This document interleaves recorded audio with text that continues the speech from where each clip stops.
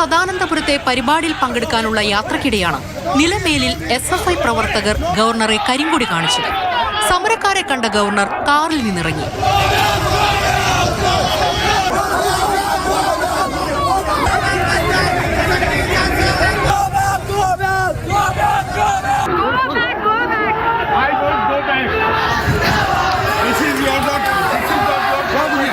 ഇങ്ങനെയാണോ സുരക്ഷ ഒരുക്കുന്നത്?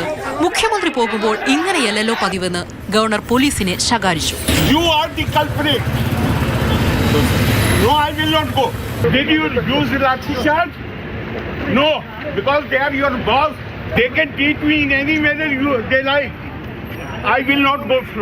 മുഖ്യമന്ത്രിക്കെതിരെ പ്രതിഷേധിക്കുന്നവരുടെ തല തല്ലിപ്പൊട്ടിക്കുന്ന പോലീസ് തനിക്കെതിരെ പ്രതിഷേധിക്കുന്നവർക്കെതിരെ നടപടിയെടുക്കുന്നില്ലെന്ന് governor പരാതിപ്പെട്ടു.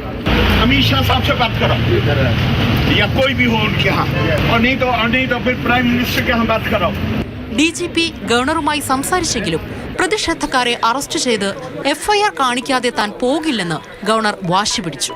I will not have to be settled because they were being given protection and surely not without.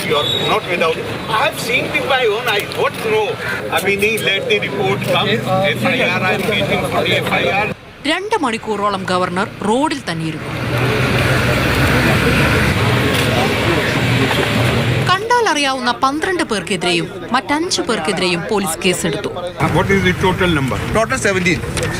My only question is, if Chief Minister was passing by this road, will police stand with persons holding black flags and allow them to hit the car?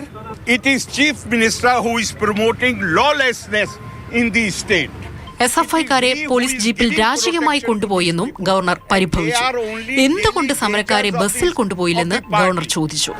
ഗവർണറെ ഗുണ്ടകളെ ഉപയോഗിച്ച് സർക്കാർ അപായപ്പെടുത്താൻ ശ്രമിച്ചു എന്ന് കേന്ദ്രമന്ത്രി V. Muraleedharan ആരോപിച്ചു.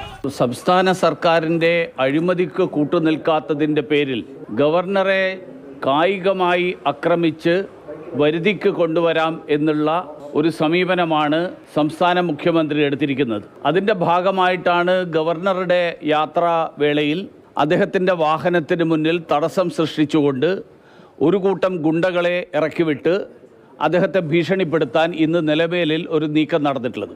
ഗവർണറുടേത് വെറും ഷോയാണെന്നും പദവി നോക്കാതെ ഗവർണർ പെരുമാറുകയാണെന്നും മന്ത്രി V. ശിവൻകുട്ടി പ്രതികരിച്ചു. അദ്ദേഹത്തിൻ്റെ അടുത്ത ഒരു മാസത്തിനിടയിൽ നടക്കുന്ന 4ാമത്തെ ഷോയാണ് ഇത്. മനഃപൂർവ്വം ബഹുമാനപ്പെട്ട ഗവർണർ താൻ ഇരിക്കുന്ന പദവി നോക്കാതെയുള്ള കാര്യങ്ങളാണ് ചെയ്തുകൊണ്ടിരിക്കുന്നത്. കേരളത്തിലെ സംഭവവികാസങ്ങൾ പ്രധാനമന്ത്രിയുടെയും കേന്ദ്ര ആഭ്യന്തരമന്ത്രിയുടെയും ഓഫീസിനെ ഗവർണർ ധരിപ്പിച്ചു. ഉപരാഷ്ട്രപതിയുമായും ഫോണിൽ സംസാരിച്ചു. ഇതിന് പിന്നാലെയാണ് കേന്ദ്രസേനയുടെ Z+ സുരക്ഷ അനുവദിച്ച് ഉത്തരവായത്. News desk, Mathrubhumi news.